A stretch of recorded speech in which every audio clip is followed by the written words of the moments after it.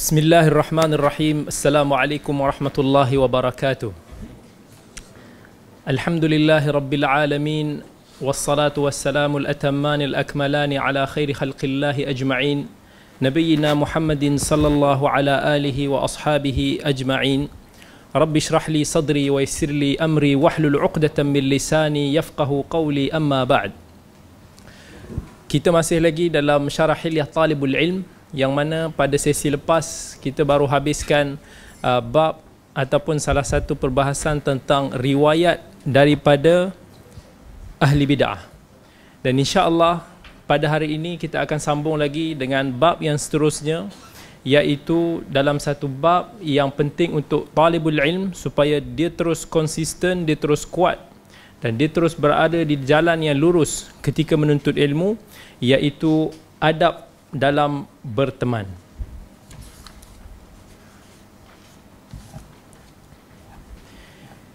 Okey, tafadhal. Bismillahirrahmanirrahim. Hati-hatilah dengan teman yang buruk. Sebagaimana kebiasaan orang tua bisa menurun, maka adab yang buruk pun bisa menular. Manusia ibarat serombongan burung yang ditetapkan secara natural untuk saling menyerupai satu sama lain. Maka hati-hatilah bergaul dengan orang seperti itu, kerana boleh menjadi malapetaka. Sesungguhnya menolak lebih mudah daripada menghilangkan. Dengan demikian, pilihlah sahabat dan teman yang boleh membantumu. Dengan demikian, pilihlah sahabat dan teman yang boleh membantumu dalam mencari ilmu, mendekatkan dirimu kepada Tuhanmu yang sesuai dengan kemuliaan tujuan dan maksudmu. Kerana itulah bersikaplah selektif dalam memilih teman. Sambung lagi satu. Yang pertama, teman kepentingan. Yang kedua, teman bersenang-senang. Yang ketiga, teman keutamaan. Dua type sahabat yang pertama akan hilang seiring dengan hilangnya sebab, iaitu manfaat pada yang pertama dan kenikmatan pada hal yang kedua. Sementara yang ketiga bergantunglah padanya, iaitu orang yang menjadikan sebab persahabatannya adalah keutamaan dari kedua belah pihak. Teman keutamaan ini ibarat mata wang langka yang sulit didapati. Ada sebuah ujaran bagus mengenai hal ini dari Hisham bin Abdul Malik yang wafat pada 125 Hijrah. Tidak ada yang abadi dalam kenikmatan dunia kecuali saudara yang gigih menjaga keutamaan antara aku dengan dia. Sebahagian ulama juga berkata, uzlah, mengasingkan diri tanpa ilmu adalah kekeliruan, dan tanpa pakaian zuhud adalah kecacatan. Dalam bab ini ditekankan tentang dalam proses kita menuntut ilmu, seharusnya kita mempunyai teman yang bersama dengan kita dalam menuntut ilmu bersama-sama. Sebab kalau kita menuntut ilmu berseorangan, kebiasaannya kita tak akan konsisten dan lama-lama mungkin kita akan bosan ataupun kita lemah semangat. Sama macam mana kalau kita buat aktiviti yang lain. Kalau kita bersenam umpamanya, kalau kita pergi ke gym, kalau kita bersenam seorang-seorang, lama-lama kita akan rasa bosan. Tapi kalau kita bersenam ada teman, masing-masing saling bagi semangat. Buat lagi 10, set ni buat set kedua, push sampai akhir.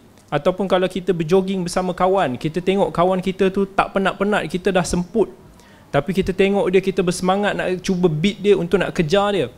Begitulah kita dalam menuntut ilmu, kita seharusnya mencari teman yang sama, yang bersama, berkongsi impian dan objektif yang sama dengan kita. Sebab itulah kita tengok sejarah para ulama rahimahumullah, ramai daripada kalangan mereka ini saling bersahabat antara satu sama lain ketika mereka menuntut ilmu. Sebab itulah mereka ini berjaya, mereka ini tabah kuat sampai ke akhirnya. Antaranya misalnya kalau kita tengok seperti persahabatan antara dua ulama hadis yang besar, iaitu Al-Imam Yahya bin Ma'in dan begitu juga dengan Al-Imam Ahmad bin Hanbal yang kita kenal hari ini sebagai tokoh hadis. Al-Imam Ahmad yang meninggal tahun 241 Hijrah sebagai tokoh mazhab Hanbali. Yahya bin Ma'in, imam dalam Jarh wa Ta'dil yang meninggal tahun 233 Hijrah. Mereka ini adalah rakan seperguruan yang mungkin kita semua mungkin tak berapa tahu.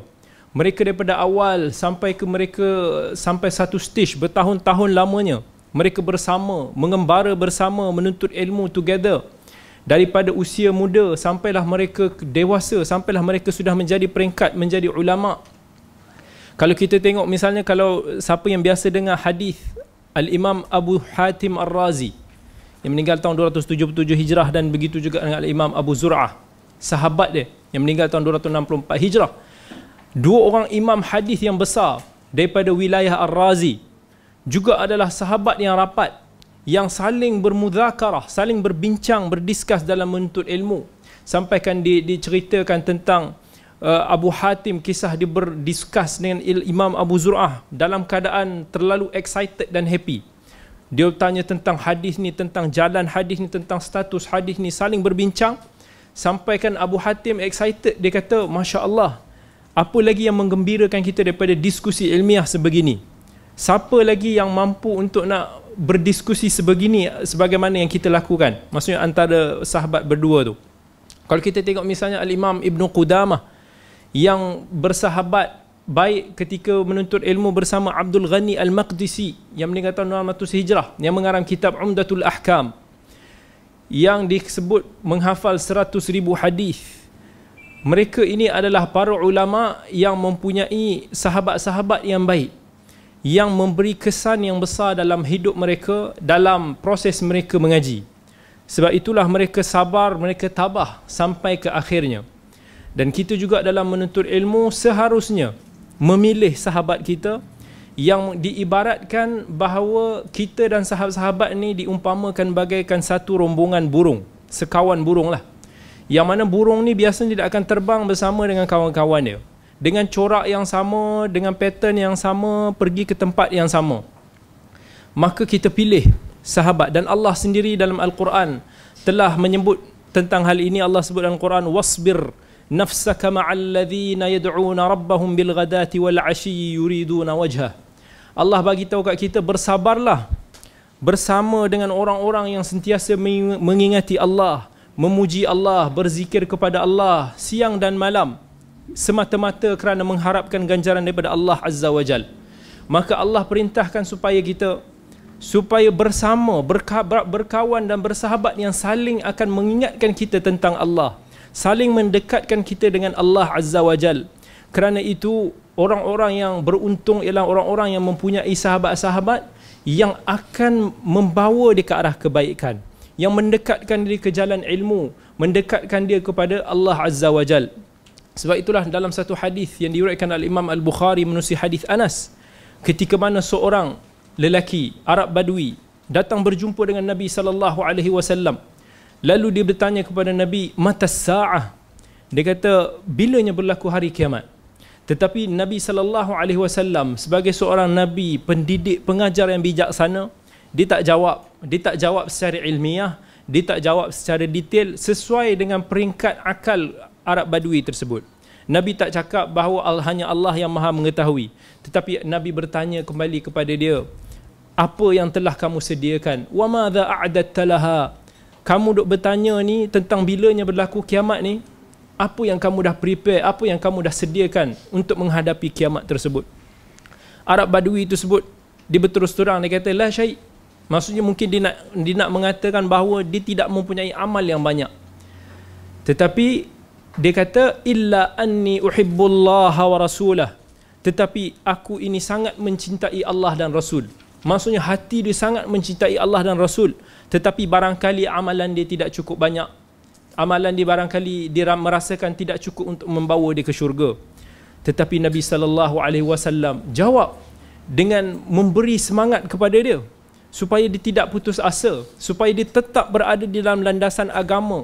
Nabi kata, anta ma'aman ahbabt. Kamu akan bersama dengan sesiapa yang kamu cintai. Maka apabila Anas radhiyallahu an, sahabat yang meriwayatkan hadis ni, mendengar Nabi SAW berkata sedemikian kepada Arab Badui tersebut, dia melompat kegembiraan, happy. Sebab apa? Sebab dia kata, aku selalu terfikir, aku nak compare dengan amalan aku dengan Abu Bakar dan Umar, aku rasa macam bumi dengan langit, jauh lah. Maksudnya aku merasa diorang ni Masya Allah, insan yang hebat, insan yang orang kaya amalan dia, yang rajin bersedekah, berjuang. Tetapi Anas merasakan bahawa diri dia tak ada apa-apa. Tapi bila Nabi SAW kata kamu akan bersama dengan insan yang kamu cintai, maka dia kata itulah yang paling menggembirakan aku, sebab aku mencintai Abu Bakar dan Umar, aku mencintai Nabi SAW, maka insya-Allah aku akan bersama dengan mereka di syurga. Maka kita bersama dengan insan yang kita sayang, dengan insan yang kita suka. Kalaulah kita suka artis Korea, maka kemungkinan kita akan dibangkitkan di mahsyar kelak. Kemungkinan kita akan dihimpunkan bersama dengan mereka. Tetapi kalau kita tengok rata-rata umat hari ini, siapa insan yang mereka cintai? Siapakah idol mereka? Penyanyi, artis, selebriti, mereka yang jauh daripada agama Allah, mereka yang mengikut telunjuk contoh-contoh daripada barat, yang membuatkan akhirnya anak-anak muda kita hari ini sudah tidak mencintai Allah dan Rasul, tak mencintai para sahabat, tak mencintai para ulama, tak mencintai majlis ilmu. Apabila kita mencintai ulama, kita mencintai talibul ilm, orang yang bersama dalam menuntut ilmu ni, automatically kita akan ikut dan kita akan buat apa yang mereka lakukan. Bila kita mencintai ulama, kita akan mencintai ilmu. Kalau kita suka dan cinta pada penyanyi, maka kita akan menyanyi juga. Orang akan mengikut idol dia. Sebab itu penting untuk kita mempunyai idol yang baik, sumber inspirasi yang baik, bukan sumber inspirasi yang salah.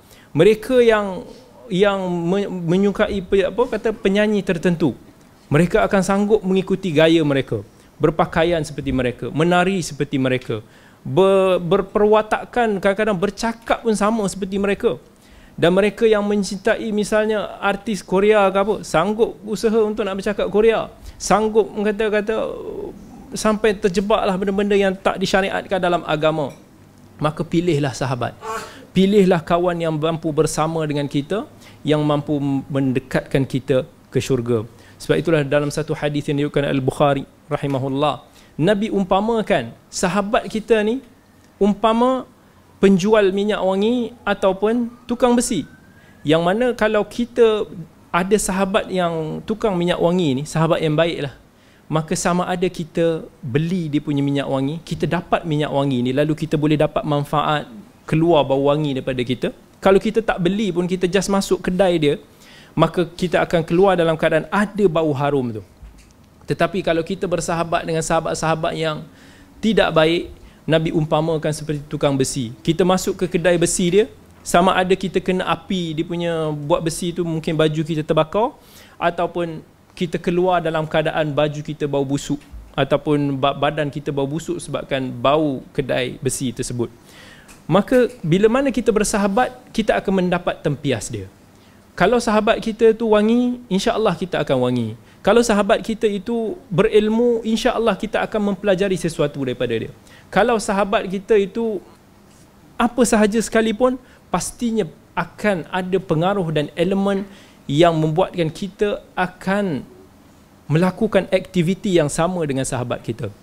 That's why Al-Imam Al-Hasan Al-Basri mengatakan bahawa sahabat itu seharusnya menjadi cerminan kepada diri kita sendiri.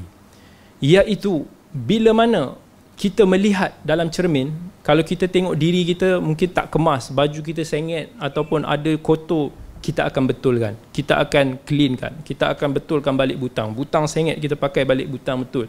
Tiba-tiba nampak kedut, kita pergi buka, kita pergi iron balik, kita akan perbetulkan dia. Begitu juga dengan sahabat. Sahabat yang baik ialah sahabat yang akan menasihati each other, bersama membawa kebaikan kepada sahabat dia. Bukannya sahabat yang disebutkan tadi ada 3 jenis. Iaitu yang pertama, sahabat yang dia berkawan dan bersahabat semata-mata untuk ada kepentingan yang tertentu. Misalnya kalau dia mendambakan projek daripada kawan dia tu, maka dia berkawan, dia belanja, dia itu dan ini, semata-mata supaya dia mendapat projek tersebut. Dia ada kepentingan tertentu. Lalu bila kepentingan tersebut tiada, maka persahabatan tersebut pun hilang. Dan sahabat yang kedua pula ialah mereka yang berkawan saja suka-suka untuk mengisi masa lapang.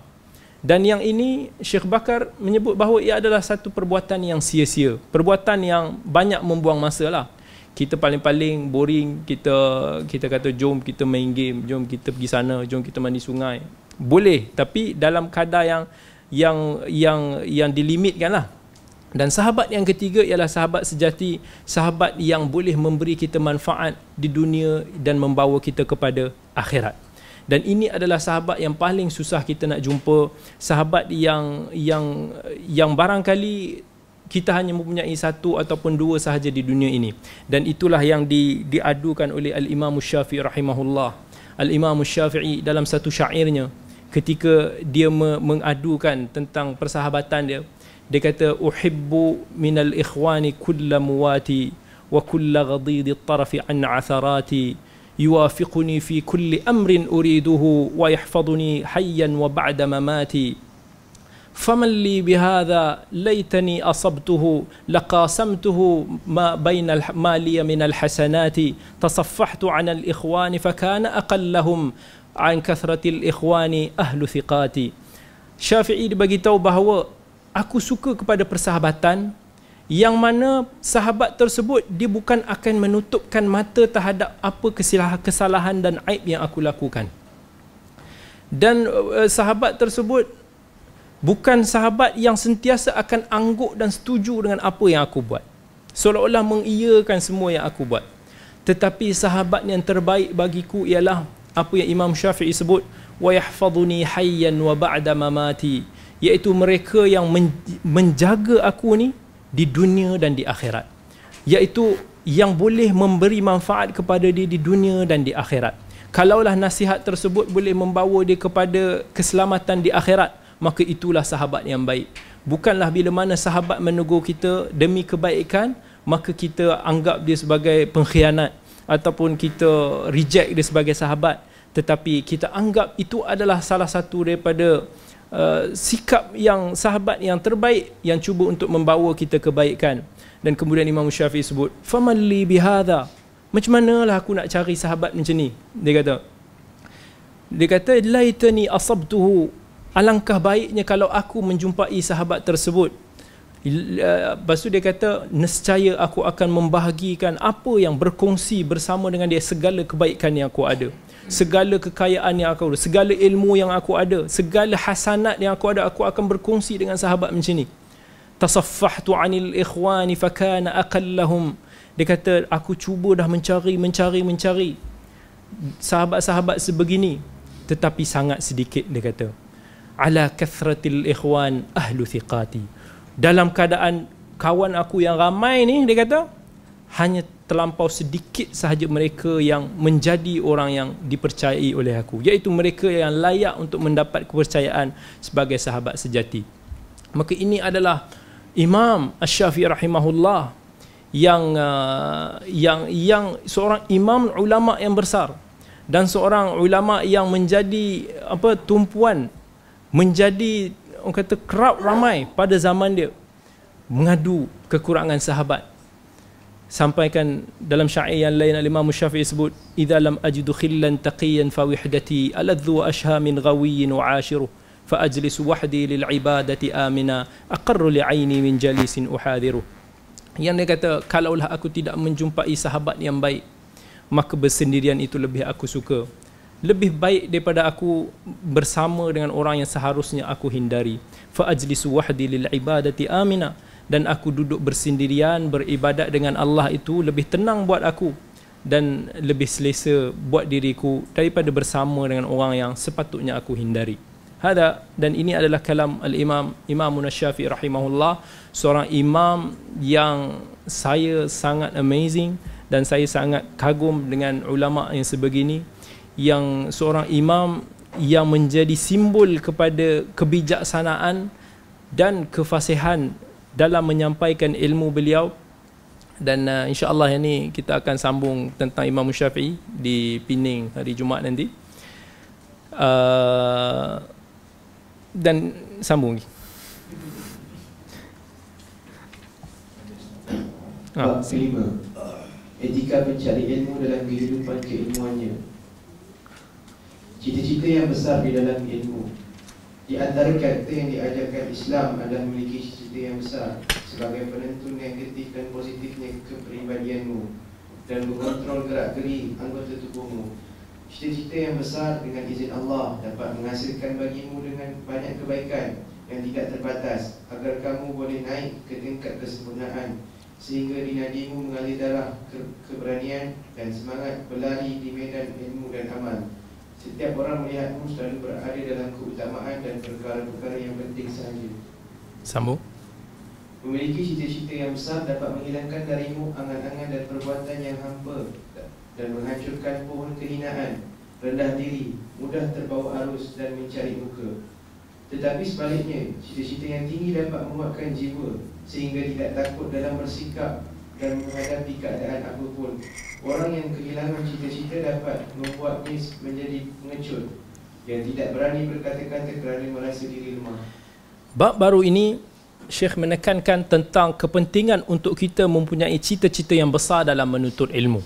Yang dimaksudkan cita-cita besar dalam menuntut ilmu tu ialah kita perlu mempunyai target dan objektif kita dalam menuntut ilmu. Jangan semata-mata kita belajar untuk mengisi masa lapang ataupun kerana hobi semata-mata, tetapi setkan satu target yang hendak kita capai. Maksudnya, sebagaimana kalau orang yang nak berbisnes, katakan dia kata aku target nak menjadi billionaire, maka itu satu target yang besar, satu cita-cita besar yang telah dipasang, yang menyebabkan dia akan berusaha keras untuk nak mencapai target dia.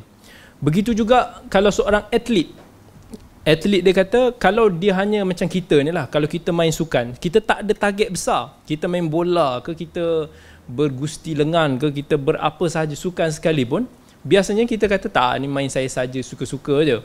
Maksudnya bila kita tak pasang target yang besar, kita tak akan berusaha ke arah tu. Sebab itulah kita tak belajar jadi pemain profesional. Kita main suka-suka, dapat 1 gol, 2 gol tu kita dah happy. Tetapi kalau orang tu dia pasang, dia kata aku nak menjadi pemain badminton nombor 1 di dunia, maka dia akan berusaha sebab dia dah pasang satu target yang sangat tinggi. Dia kata dia nak jadi nombor 1. So apa yang dia boleh buat? Dia akan cari guru-guru dia, sifu-sifu, coach-coach yang boleh bawa dia. Maka dia pergi jumpa Chong Wei ke, dia belajar badminton, kemudian dia train berapa belas jam sehari ke, 8, 9, 10 jam sehari untuk nak mencapai target dia. Tetapi kalau kita tak ada target, maka kita tak akan mencapai dan berusaha untuk dapat apa yang kita nak. Dalam ilmu juga sama. Katakan kalau kita belajar dalam syarah Hilyah ni, kena ada target. Maksudnya kita bukan hanya sekadar belajar saya saja suka-suka, ada masa, tak. Tapi kita target, okey, kalau habis daripada syarah Hilyah ni, aku berazam supaya misalnya cita-cita aku untuk aku mempunyai adab yang baik sebagai seorang talibul ilm. Kalau dia belajar misalnya tafsir, dia belajar fiqh, umpamanya dia pasang target, insya-Allah dalam tahun depan aku akan cuba untuk setidak-tidaknya habis dan aku kuasai bab taharah, bab salat ke, bab itu ke, bab ini. Dia dah pasang target dia. Jadi bila kita ada plan dan target, buatkan kita akan berusaha keras ke arah tu. Dan begitu juga bila mana kita menuntut ilmu syar'i. Bukanlah kita menuntut ilmu ni saja-saja, tetapi Nabi SAW dah umpamakan dalam satu hadis yang diriwayatkan Bukhari dan Muslim. Nabi kata, "Mathalu ma ba'athanillahu bihi minal huda wal ilm, kamathali ghaithin kathir." Nabi kata, perumpamaan orang-orang yang diberi petunjuk dan ilmu kepada diri dia ni, Nabi umpamakan kamathali ghaithin kathir, bagaikan hujan lebat yang turun. Fakanat minha ta'ifatun tayyibah. Dan ada antara hujan-hujan ni mengena satu tanah yang baik, tanah yang subur. Fa'ambatatil kala' wal 'ushbul kathir. Dan tanah tu disebabkan ia subur, dia menumbuhkan pokok, dia menumbuhkan pohon, macam-macam lah. Kemudian disebabkan itu, manusia mendapat manfaat. Manusia dapat menggunakan tumbuh-tumbuhan tersebut. Pokok tersebut dapat makan, kemasak, buat sayur, buat apa saja.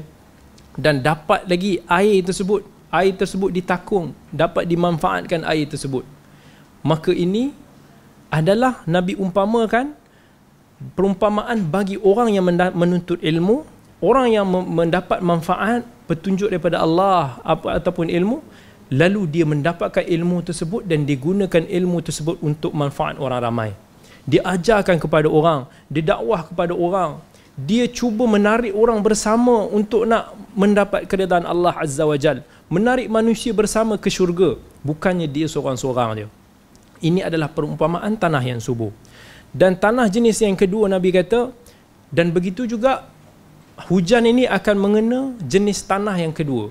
Fakanat minha ajadib.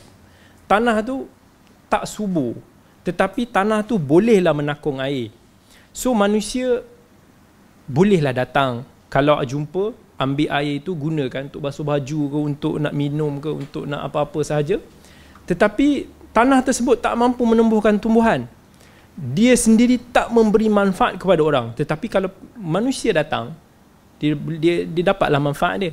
Umpamanya macam kita menuntut ilmu, tetapi kalau kita tak set target, kita kata taklah aku nak belajar untuk kita saja semata-mata, ataupun kita nak pandai seorang-seorang, kita nak semuanya kita nak sendiri-sendiri, orang datang tanya baru kita kongsi ilmu, maka kita adalah golongan yang kedua ni.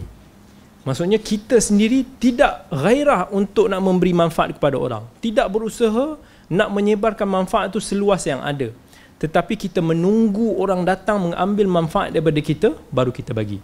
Ini adalah level kedua, tanah jenis kedua yang Nabi SAW sebut.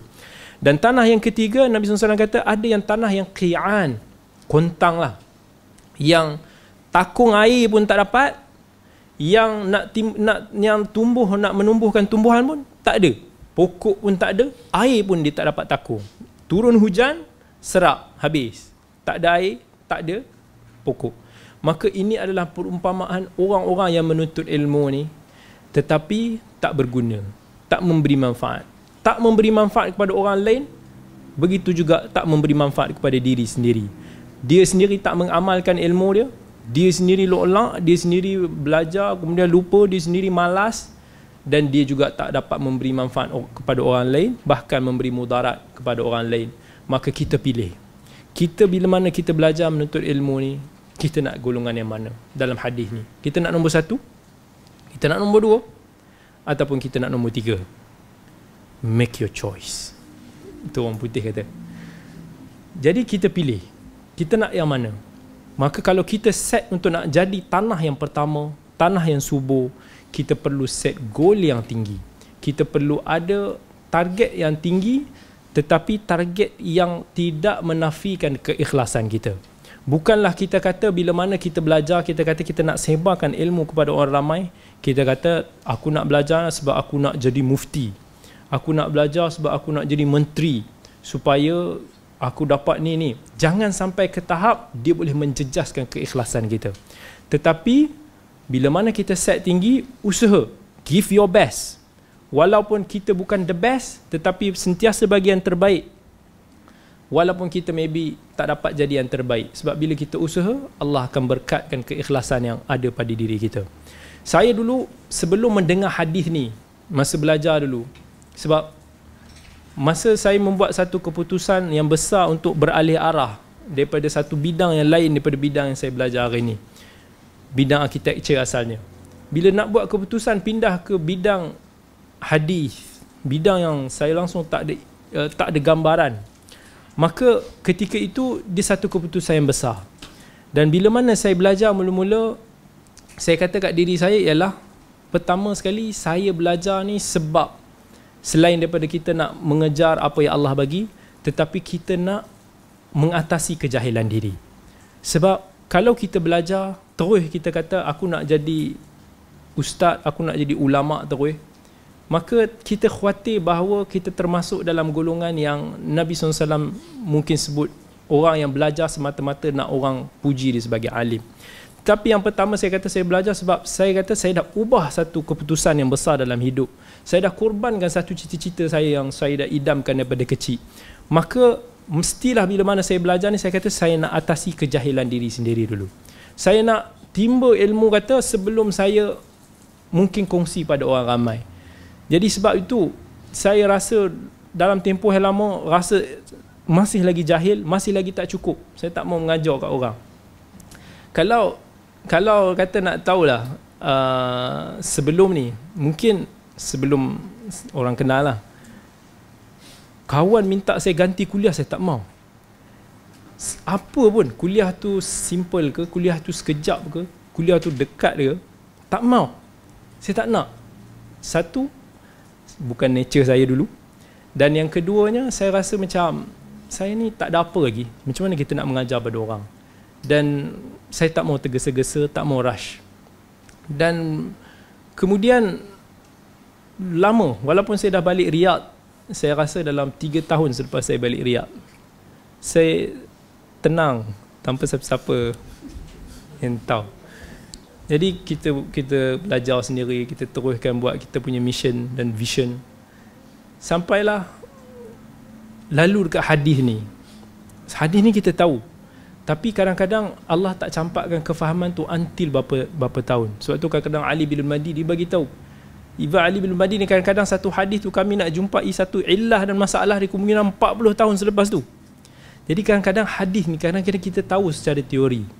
Tetapi benda yang akan memberi kefahaman kepada kita sebenarnya adalah orang sekeliling kita. Bila mana kita tengok orang di sekeliling kita buat, sahabat kita, guru kita buat, kita baru dia telah macam dia dah inspired kita supaya nak buat amal ni. Kita tahu hadis ni tapi kita tak beramal. Jadi saya tengok hadis ni, saya kata kalau ikut apa yang diri saya ketika ini, either saya jenis tanah ketiga atau paling baik tanah yang kedua. Sebab sama ada saya sendiri tak ada manfaat pada orang ramai, ataupun saya sendiri tak berguna untuk diri saya sendiri. Itu tanah yang ketiga. Atau paling-paling saya menanti orang yang datang, baru orang tanya kita jawab ke, maka mungkin paling-paling baik saya adalah tanah kedua. Jadi saya terfikir macam mana saya nak jadi tanah yang pertama. Kalau saya tak sacrifice masa, tak sacrifice keinginan, tak sacrifice apa yang kita dah biasa sebelum ni, maka sebab itu benda yang buatkan akhirnya saya bersetuju untuk nak buat pertama kalinya mengajar, itu pun di restoran nelayan sebelum tu, jemputan daripada Akh Abdul Qayyum. Dan setelah itu no way back, dan berterusanlah sampai sekarang. Baik, tafadhal.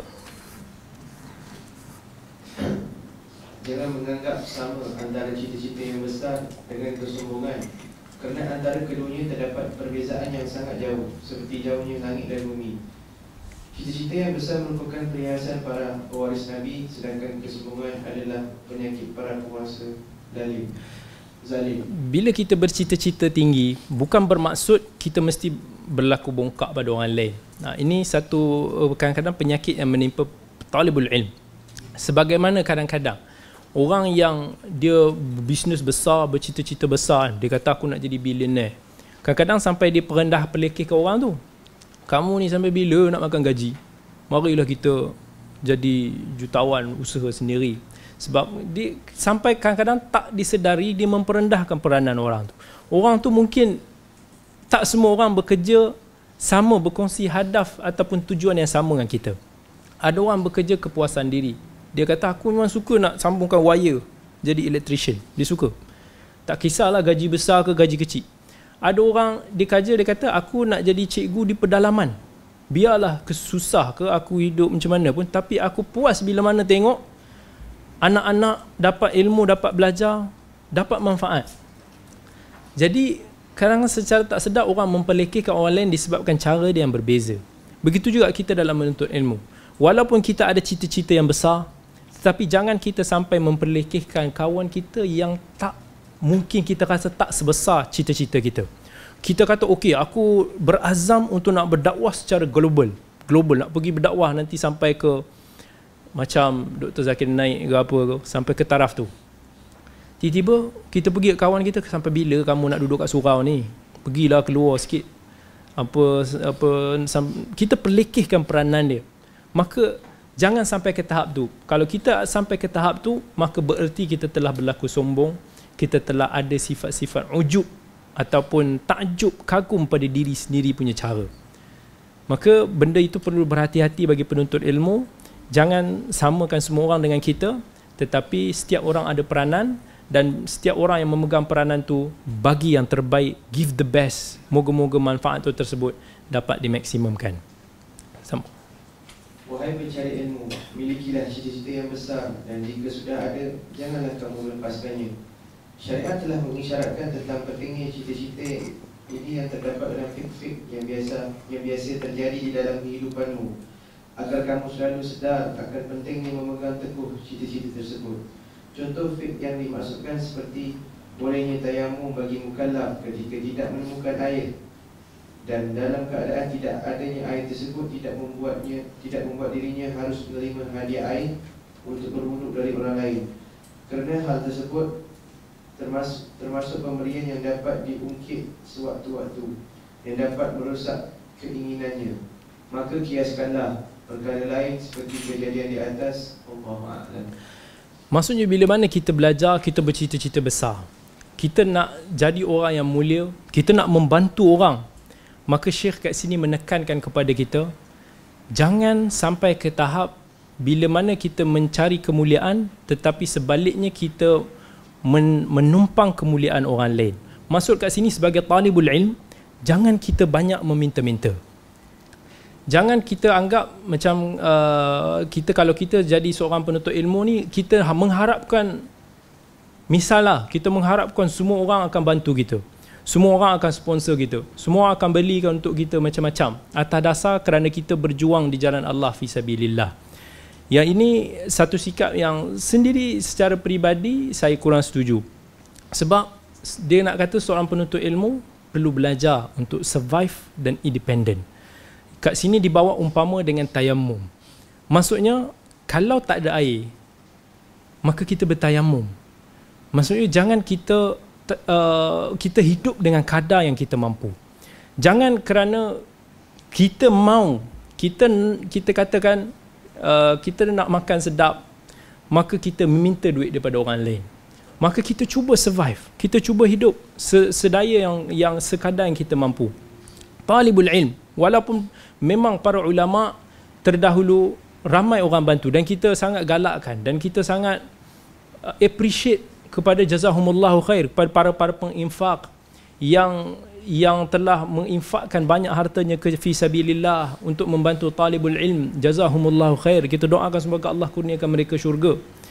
Dan satu sikap yang penting, bahkan digalakkan untuk membantu. Ya Allah sendiri dah sebut dalam Quran, wa anfiqu mimma razaqnakum min qabli an ya'tiya ahadakumul maut fayaqula rabbi laula akhartani ila ajalin qarib la asaddaqan. Ya Allah suruh kepada orang-orang yang mampu untuk berinfak-infak. Kemudian Allah kata jangan sampai bila mana dah datangnya hari yang kamu akan menyesal kemudian di akhirat kiamat kelak, lalu orang-orang tersebut menyesal, ya Allah, alangkah baiknya kalau aku dapat dihidupkan kembali di dunia, nescaya aku akan banyak bersedekah. But sebagai talibul ilm, jangan mengambil kesempatan dengan dermawan-dermawan yang ada di sana untuk kita bergantung harap sepenuhnya. Yang Nabi sendiri dah sebut dalam hadis Bukhari dan Muslim, yadul ulya khairun min yadis sufla. Tangan yang memberi itu lebih baik daripada tangan yang menerima. Bahkan Allah sebut dalam Quran, lil fuqara'il ladzina uhsiru fi sabilillah la yastati'una darban fil ardi yahsabuhumul jahilu aghniya'a min at-ta'affufi ta'rifuhum bisimahum la yas'aluna an-nasa ilhafa. Yang Allah kata walaupun sedekah tu nak diberi kepada para fuqara daripada setan segolongan daripada para sahabat ni, yang mana tak mampu pun untuk nak berjihad, tak mampu, yang sampaikan dia nak berkeluar mengembara bermusafir pun dia tak mampu, la yastati'un darban fil ard yahsabuhumul jahilu aghniya. Tetapi disebabkan sikap mereka yang tidak meminta-minta, orang-orang yang tak tahu ni ingatkan dia orang ni kaya. Yahsabuhumul jahilu aghniya minat ta'affuf. Yang mana sikap tu bila orang ni tak selalu meminta, orang ingat dia dah cukup, dia dah kaya dah, so dia tak minta. Tapi kadang-kadang maruah dia, kadang-kadang disebabkan dia nak hidup atas diri dia sendiri, maka dia tidak meminta-minta sebagaimana yang disebutkan dalam sebahagian sahabat dalam ayat ni.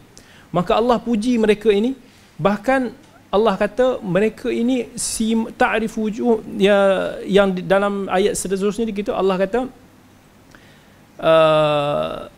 la yas'aluna an-nasa ilhafa.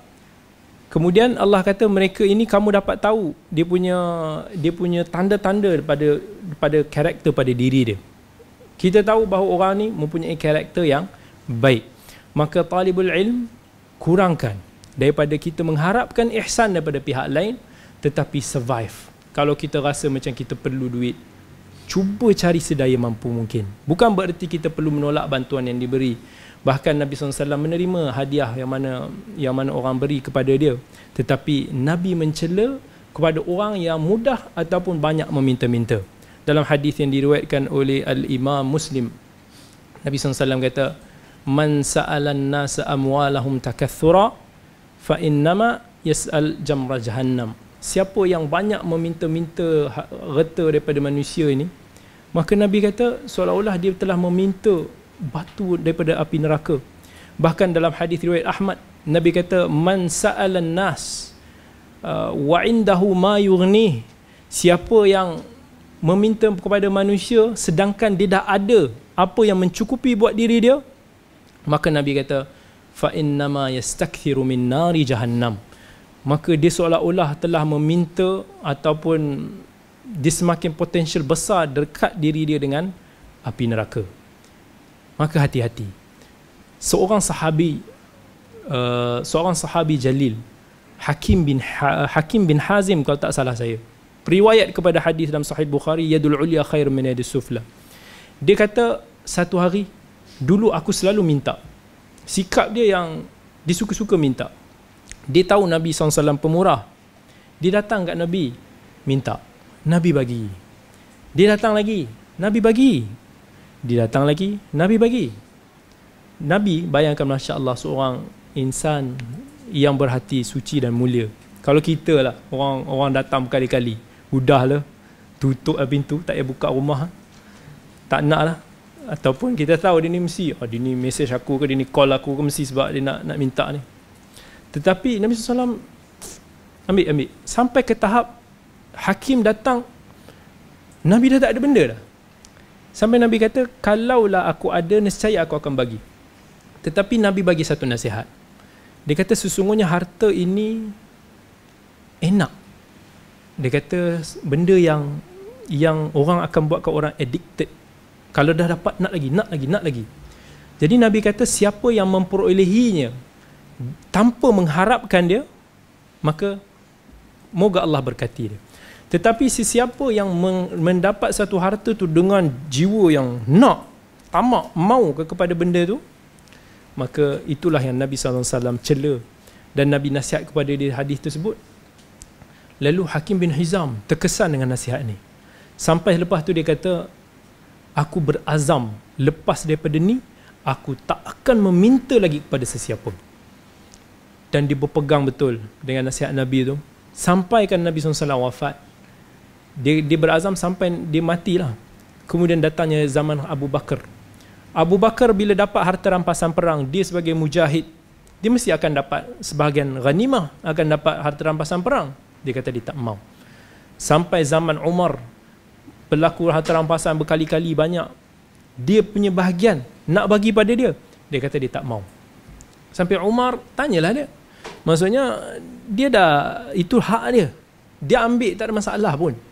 Tapi Hakim dia kata dia dah berazam, dia tak mau kalau diterima lagi benda tu menyebabkan hati dia kembali, macam kata mencari-cari kembali ke sikap asal dia yang lama, yang mengharapkan harta daripada orang. Sebab tu dia kata dia tak terima. Dan akhirnya Umar kata, saksikan semua sahabat bahawa bahagian ini Hakim tak mau dan dia akan dikembalikan kepada Baitul Mal lah. Maka ini sikap seorang sahabi yang kata berusaha untuk nak betul-betul lah nak jaga ataupun tidak mengharapkan kepada orang. Masa saya dulu belajar pun susah. Ya, kita consider senang tapi susah lah juga. Tetapi disebabkan kita tahu kadang-kadang kita nak sesuatu, manusia mesti dah ada target. Kita nak apa? Kita nak beli motor. Contoh, sebab motor tu senang sikit, kita nak pergi ke Masjid Nabawi ke apa, pergi mana-mana, pergi kedai. Jadi kalau kita nak duit, kita kena kumpul lah. Nak bekerja tak dibenarkan. Jadi apa kita buat? Kita menabung. Setiap bulan duit allowance yang kita dapat, kita menabung sikit. Dan saya peruntukkan makan tu very sikit lah. cara yang paling sebulan tak lebih RM100 untuk makan siang dan malam. Jadi apa yang kita buat, kita beli beras, kemudian kita daripada Malaysia tu, mak kita dah masak dah, pack kan, ikan bilis, sambal, lauk macam-macam, ada few lauk yang dipack seal, yang dah digoreng supaya dia tak mudah rosak. Jadi kita bawa satu beg besar, dan ajaibnya beg ni tahan 9 bulan saya kat sana. Maksudnya saya bawa balik tu, pernah sekali tu bawa berpuluh kilo sandang ni, berat tu, tapi alhamdulillah lepas lah masuk kapal terbang. Dan bila sampai sana, semua makanan tu saya masuk dalam peti ais. So setiap kali saya balik, dan kalau kita makan bersama dengan kawan-kawan yang masak, dia lebih bagus, lebih mewah, lebih jimat. Tetapi bagi saya masa tu banyak buang masa, sebab dia orang masak nak sembang semua sampai ke asar. Jadi apa yang saya buat, saya balik, saya masak tanak nasi itu dalam lebih kurang 15 minit macam tu. Nak dekat panas tu, saya ambil paket dalam peti ais tu, saya letaklah dalam atas nasi tu. Kemudian saya akan beli timun. Timun ni jenis kecil-kecil tu. So saya potong 2. So satu timun tu separuh kecil tu makan sehari. Jadi letak, dan nak bagi lagi sedap, akan makan dengan mayonis lah. Lepas tu seketul daging sekali makan. Jadi daging kecil tu kita hanya gigit kecil je. Lepas tu kita lebihkan nasi, kita ambil timun, cicah mayonis, sedap. Yang penting kenyang. Itu je hadaf, tujuan kita. Dan alhamdulillah hasil daripada tu kita berjayalah mengumpul untuk mula-mula nak beli motor. Mengumpul lagi nak beli buku. Mengumpul lagi nak buat apa-apalah. Tetapi saya tahu itu je masa tu cara yang boleh untuk kita nak cubalah dapatkan apa yang kita mau. Kalau boleh tak mau minta. Kalau boleh kita tak nak berhutang. Kalau boleh kita nak try hidup sekadar yang kita mampu. Kalau ada bonus, alhamdulillah. Kadang-kadang Allah bagi rezeki tak disangka. Macam dulu dekat Riyadh, tiba-tiba Syekh letak, Syekh tiba-tiba tinggalkan 2,500 atas meja kita. Terkejut kita. Tapi bila dapat rezeki itu, alhamdulillah lah. So itu boleh, mungkin kita beli buku lebih sikit, mungkin kita boleh beli ni sikit. So daripada tu kita cuba menyimpan, alhamdulillah, walaupun ikat perut tapi bahagia dan kenyang. Alhamdulillah. Okey, sambung. Kegairahan dalam menuntut ilmu. Apabila kamu mengetahui perkataan yang disandarkan kepada salah satu khalifah Ar-Rasyidin, iaitu Ali bin Abi Thalib radhiyallahu anhu, nilai setiap orang itu tergantung pada keahliannya. Ada yang mengatakan tidak ada kalimat yang paling mengunggah untuk mencari ilmu dari kalimat tersebut. Maka berhati-hatilah dengan perkataan yang tidak tepat ini. Apa yang telah ditinggalkan oleh generasi pertama untuk generasi selanjutnya, tetap yang benar adalah berapa banyak yang telah ditinggalkan oleh generasi pertama bagi generasi selanjutnya. Okey. Dalam bab ini dia nak ceritakan sebagai penuntut ilmu kita perlu ada perasaan ghairah, perasaan semangat yang berkobar-kobar, yang membuat-buat untuk nak kita belajar. Jangan kita hanya semangat tai ayam. Kebiasaannya macam tu. Kebiasaannya pelajar ke mana-mana pun, hari pertama, musim pertama, minggu pertama, time tu je bersemangat. Pergilah cari pelajar yang belajar di Timur Tengah ke, begitulah juga conditionnya. Mungkin hanya beberapa orang yang boleh survive, yang kekal bersemangat lama macam tu. Tapi kebanyakan mula-mula, yes, aku dah dapat bumi Rasulullah, aku akan berazam hari-hari aku nak pergi ke haram, nak menghadiri halaqah ilmu yang ada kat sana. Aku nak belajar Sahih Muslim, Sahih Bukhari, fiqh situ, fiqh ini, macam-macam. Petang aku nak pergi ke talaqi, ke masjid-masjid. Semua kebiasaannya memasang impian yang sama. Tetapi kegairahan tersebut tidak kekal lama. Tak tahan, akhirnya dia expired, berubah. Itu yang kemudian berubah lah. Akhirnya bila dah dapat laptop, dapat stok movies, dapat stok game, maka berubah. Maka akhirnya daripada kita nak bertalaki macam-macam kitab, nak mulazamah dengan halaqah-halaqah ilmu, kita jadi talaki game, dan kita melazimi beberapa halaqah-halaqah pertandingan ataupun game. Maka membuatkan ruang masa kita banyak terbuang. Jadi kat sini Syekh bagi tahu bahawa kita kena ada passion. Dan tak ada lagi yang lebih passion daripada apa yang disebutkan ayat yang memotivasikan. Kat sini dia dinakalkan daripada kata Ali bin Abi Talib, nilai setiap orang itu bergantung kepada apa yang dia bagus dibuat. Seolah-olah benda ini sebagai satu motivasi kepada penuntut ilmu untuk nak try to be the best. Sebab itulah nilai dia. Kalau orang tu pakar dalam sesuatu benda, itulah nilai dia. Tetapi dalam Al-Quran Allah telah memberikan kepada kita macam-macam ayat. Dalam hadis Nabi SAW telah sebut macam-macam hadis yang menggalakkan kita untuk menuntut ilmu, yang memberi kita motivasi menuntut ilmu. Allah sebut dalam Al-Quran umpamanya, yarfa'illahu alladhina amanu minkum walladzina utul ilma darajat. Allah mengangkat darjat orang yang beriman dan berilmu itu dengan beberapa tingkat darajat yang melebihi daripada orang yang lain. Bahkan Allah sebut, qul hal yastawi alladhina ya'lamuna walladzina la ya'lamun. Adakah sama orang-orang yang tahu, orang-orang yang berilmu itu dengan orang-orang yang tidak berilmu? Bahkan dalam hadis Nabi sallallahu alaihi wasallam, dan hadis riwayat Muawiyah, riwayat Bukhari dan Muslim, Nabi kata, may yuridillahu bihi khairan yufaqihu fid din. Siapa yang Allah kehendaki buatnya satu kebaikan, maka Allah akan perdalamkan mereka dengan agama. Allah akan faqihkan mereka dalam agama. Sebab itulah bila mana Allah kita datang ke majlis-majlis ilmu, kita belajar sebegini, maka seharusnya kita ada satu perasaan yang gembira kerana Allah mengkehendaki kepada kita satu kebaikan yang besar. Apa lagi kebaikan daripada kita mempelajari kalamullah, kalamur Rasul, yang kita mempelajari sejarah-sejarah para ulama, yang kita mengambil manfaat. Maka sanggupkah kita tinggalkan kebaikan ini dengan sikap malas kita ataupun pelbagai alasan kita yang lain? Maka inilah yang perlu memotivasikan kita, menguatkan kita supaya kita tidak lemah semangat. Orang-orang yang berilmu ialah orang-orang yang mengambil khazanah yang besar daripada Nabi sallallahu alaihi wasallam. Apa lagi yang Nabi SAW tinggalkan kepada kita? Nabi tidak meninggalkan kepada kita harta. Wa innal ulama warathatul anbiya wa innal anbiya lam yuwarrithu dinaran wala dirhama wa innama warrathul ilm faman akhadahu akhadha bihadhin wafir.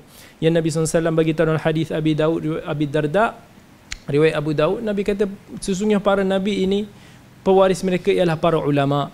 Dan para anbiya ini tidak mewariskan, tidak meninggalkan legasi harta, dinar ataupun dirham, tetapi mereka mewariskan ilmu, legasi ilmu kitab was sunnah. Faman akhadahu akhadha bihadhin wafir. Siapa yang mengambilnya, maka sesungguhnya dia telah mengambil satu bahagian yang besar. Maka inilah yang sepatutnya memotivasikan kita untuk menuntut ilmu. Jangan kita lemah semangat. Jangan, benda tu akan datang. Syaitan akan selalu datang mengganggukan kita, akan memberikan kita alasan dan pelbagai. Tetapi kata Nabi SAW dalam satu hadis yang diriwayatkan daripada baginda, sesungguhnya seseorang itu akan diberi ganjaran berdasarkan kepayahan yang dialami. Kesusahan kita hadir pada malam ini dalam keadaan yang hujan, mungkin dalam keadaan jam, dalam keadaan yang jauh, Allah akan berkati, Allah akan beri ganjaran lebih besar.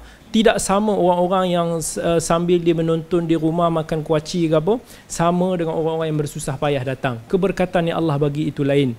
Maka setiap orang itu berusaha sedaya yang dia mungkin, dengan kadar yang apa yang dia spend, dengan kadar itulah dia dapat pahala dan ganjarannya daripada Allah Azza wa Jalla. Hendaklah kamu memiliki warisan Nabi SAW dan kerahkanlah usahamu untuk mencarinya dengan penuh ketelitian. Berapapun banyaknya ilmu yang dimiliki, maka ingatlah betapa banyak yang telah ditinggalkan generasi pertama untuk generasi selanjutnya. Lagi satu. Dalam biografi Ahmad Ibn Abdul Jalil yang terdapat dalam Tarikh Baghdad karya Al-Khatib, terdapat satu untayan syair karyanya. Orang yang mulia tentu tidak sama dengan yang hina, pun dengan orang yang pintar tidak seperti yang bodoh. Nilai seseorang itu tergantung keahliannya, seperti yang dikatakan Ali bin Abi Talib radhiyallahu anhu. Syekh nak bagi tahu ilmu Allah ni sangat luas. Bahkan dalam nukilan yang sebelumnya nak bagi tahu berapa banyak legasi yang ditinggalkan oleh para salaf terdahulu daripada legasi ilmunya kepada kita untuk kita timba dan kita kaji. Sebab itulah para ulama sebut dalam satu syairnya, ma aktharal ilma wa ma awsa'ah man dhal ladhi yaqdiru ay yajma'ah in kunta la budda lahu taliba muhawilan faltamis anfa'ah. Yang disebut bahawa ma aktharal ilma wa ma awsa'ah, Alangkah terlampau banyak dan luasnya ilmu Allah ini. Man dzalladzi yaqdiru ay yajma'ah. Siapakah lagi yang mampu untuk nak menghimpunkan semua cabang-cabang ilmu ni? Kita tak mampu untuk nak menguasai semua ilmu Allah ini. In kunta lahu in kunta la budda lahu in kunta, kalaulah kamu nak mencari dan perlu untuk nak belajar, muhawilan faltamis anfa'ah, maka carilah yang paling boleh memberi manfaat yang terbaik kepada kita. Dan inilah ilmu Allah. Dan bila mana kita belajar ilmu Allah, maka kita seharusnya berasa bersyukur dan kita berbangga. Walaupun kebanyakan insan kat luar sana tu berbangga dengan harta yang mereka ada. Kebanyakan orang di sana tu berbangga mengira wang mereka. Mungkin berbangga menunjukkan berapa jumlah kereta mereka. Tetapi kita seharusnya berbangga kerana kita merebut ataupun memiliki khazanah yang ditinggalkan oleh Nabi sallallahu alaihi wasallam. Sebab itulah seorang ulama mengatakan, "Idza ma unasun fakharuna bimalihim fa inni bimirathin nabiyyin fakhiru. Alam tara anna al-ilma yudhkaru ahluhu bikulli jamilin fihi wal 'azamu nakhiru." Dia kata ketika mana manusia duk berbangga dengan harta mereka, fa inni bimirathin nabiyyin fakhiru. Sesungguhnya aku pula berbangga dengan warisan daripada Nabi sallallahu alaihi wasallam. Lepas tu, alam tara anna al-ilma yudhkaru ahluhu. Tidakkah kamu melihat bahawa ahli-ahli ilmu ni yang dah mati ni dulu ni masih lagi disebutkan sumbangan mereka, sedangkan mereka sudah, tulang mereka tu mungkin dah habis lah, dah mereput lah kat dalam kubur sana. Maksudnya walaupun dah berzaman, tetapi ilmu yang bermanfaat, ilmu yang boleh memberi kita manfaat di alam kubur, di akhirat kelak ini dibawa sampai ke zaman walaupun dah beratus tahun lamanya. Tetapi itulah legasi yang seharusnya kita pegang, yang seharusnya kita berbangga. Dan walaupun kita telah memiliki kemungkinan one day setelah bertahun-tahun nanti kita dah belajar dan kita telah memiliki banyaknya ilmu ataupun sejumlah ilmu yang besar, jangan sesekali kita merasakan bahawa kita ni sudah alim. Jangan sesekali kita merasa kita dah mendapat ilmu yang banyak. Kita jangan lupa bahawa Allah sebut dalam Quran, wa fawqa kulli dhi ilmin alim. Setiap sesuatu yang kita rasa kita tahu tu, ada yang lebih mengetahui di sana. Dan antaranya Allah sebut lagi dalam Quran, wa ma utitum minal ilmi illa qalila. Sesungguhnya kamu ini hanya diberi sesuatu pengetahuan dan ilmu itu hanya sedikit saja Allah berikan kepada kita. Maka janganlah kita sombong. Banyak, terlalu luas. Kalau kita nak mendalami ilmu hadis ni pun dah macam-macam cabang dah. Kita nak mendalami ilmu bahasa Arab pun dah pening kepala dah. Kita nak mendalami ilmu fiqh pun dah jadi problem.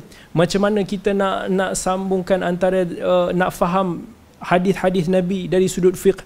Macam mana kita nak tahu antara am, khas, tentang mutlak, muqayyad.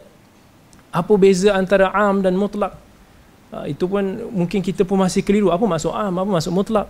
Yang disebutkan mungkin sebahagian ulama, am ini lebih kepada sesuatu yang bersifat ashkhas, a'yan, iaitu bersifat ada orang lah. Contohnya bila Allah sebut dalam Quran, ya ayyuhalladzina amanu, wahai orang-orang yang beriman, maka orang-orang yang beriman dia adalah orang.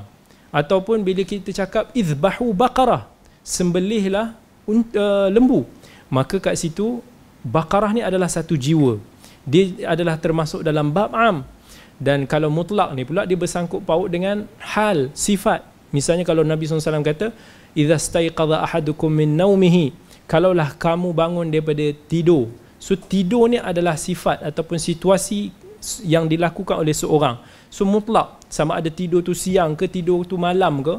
Tetapi bila disebut min naumil lail, ataupun bila bangun daripada tidur yang malam, maka dia telah ditakyidkan apa yang mutlak tersebut. Dan berbagai lagi perbahasan yang kita mungkin tak mampu untuk nak kuasai dengan umur yang Allah kurniakan yang singkat ini. Tetapi moga-moga dengan keinginan kita yang tinggi, dengan kegairahan kita, dengan keikhlasan kita dan usaha kita, Allah akan berkatkan dan Allah akan beri kita sejumlah daripada ilmu Allah yang maha luas ini, dan moga-moga kita tergolong dalam golongan yang tersebut. Aqulu qawli hadha wa astaghfirullahal azim li wa lakum. Wassalamu alaikum warahmatullahi wabarakatuh.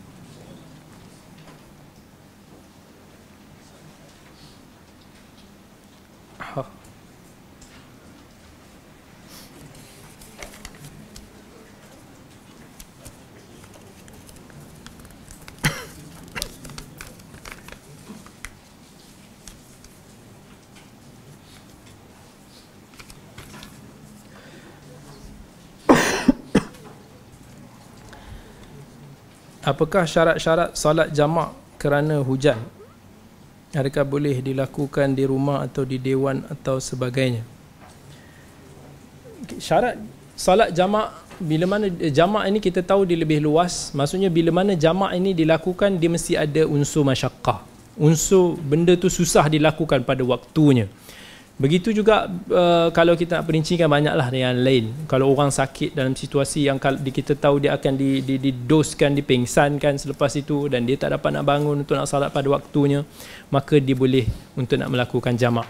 Tetapi jamak jangan ambil mudah. Ada orang dia rasa asal ada urusan dia akan terus jamak. Maka benda ni jangan kita ambil mudah. Tetapi benda yang kita dah rasa tak mampu nak dielakkan. Sebab salat ni Allah dah sebut dalam Quran, inna salata kanat 'alal mu'minina kitaban mawquta. Allah telah tuliskan, Allah telah tetapkan salat ini salat pada waktunya. Maka kita jangan sesekali ambil remeh, melainkan pada satu situasi rukhsah yang Allah telah turunkan. Dan begitu juga dalam keadaan yang hujan. Jangan some ulama dalam kutub fiqh, dalam keadaan yang di negara Arab sana yang jarang hujan, itu pun dia bagi tahu antara syarat kalau hujan untuk dilakukan jamak ialah tahap yang kalau hujan tu kena baju kita, maka kalau kita balik itu kita ataupun kita sampai masjid tahap dia dah lenjun lah, sampai kata tahap kita perah tu menitik-nitik keluar air, maka itu menunjukkan hujan tu agak lebat, hujan yang boleh memberi kita mudarat, hujan yang boleh memberi kekacauan kepada jemaah dan kebersihan masjid. Kita datang dalam keadaan basah sampai masjid, kapet kemudian basah lagi, bau busuk, bau kepam, sebelah pun apa ni basah, aku baru je iron baju ni, dan benda yang boleh sampai memudaratkan ke tahap tu, maka barulah kita jamak. Jangan hanya sebab ada berapa titis sikit-sikit je kita dah macam tak apalah nak terus jamak. Jangan ambil mudah dalam hal-hal macam tu. Tetapi kalaulah sampai ke tahap hujan yang dah banjir, yang becak, yang sampai kaki kita pun dah kotor, maka kita kira, kita ukur, setiap orang berbeza. Macam mana masjid tu dekat dengan rumah dia, berbeza setiap orang. Ada orang dia pergi masjid tu, dia boleh keluar kereta daripada bawah bumbung dia sampai ke bawah bumbung masjid, dia jalan ke masjid, no problem. Maka kat situ tak ada keuzuran buat dia. Tetapi kalau orang tu tahu memang dia nak parking pun dah lah jauh juga, dia nak langkah tu akan jadi susah dengan hujan yang agak lebat, maka ketika itulah baru kita boleh ni. Tapi fikir jugalah, anggarkan. Ada orang dia kata tak apa, terus jamak. Tetapi jamak ni jangan ambil mudah. Kita anggar, kalau hujan tu sebut sampai memakan, kita anggarkan dia boleh lebat tahap yang agak lama sampai habiskan waktu, baru kita kat situ, okey, kita jamak. Tapi kalau kita tahu sekejap dia turun, okey, sekejap lagi 5 minit ni hilang lah. Sebab biasanya musim-musim macam ni macam tu. So kita jangan terlalu ambil mudah cepat untuk nak jamak. Sebab jamak ni adalah satu keringanan yang Allah bagi dengan mengikut kadar yang diberi. Sebanyak mana rukhsah itu diberi, darurat itu diukur mengikut kadarnya. Maka jangan sampai ambil mudah lah. Asal kita rasa kita ada urusan, sekejap lagi aku nak pergi mall lah, tapi takut mall tu tak ada surau, kita jamak je. Sedangkan boleh je nak solat kat tepi-tepi tu selamba. Tapi begitulah. Wallahu ta'ala alam. Kita sambung lagi pada sesi yang akan datang. Maksudnya? Yep. Tak semesti. Sebab bila dah diberi rukhsah untuk tidak melakukan jamaah, maka kat situ dia dah terkeluar lah daripada hukum dia kat situ. Maka jamak sekadar kat rumah apa yang ada. Kalau nak jemaah kat rumah pun boleh, dia nak solat kebetulan bersendirian pun okey. Wallahu alam. Kita jumpa lagi pada sesi yang akan datang. Assalamualaikum warahmatullahi wabarakatuh.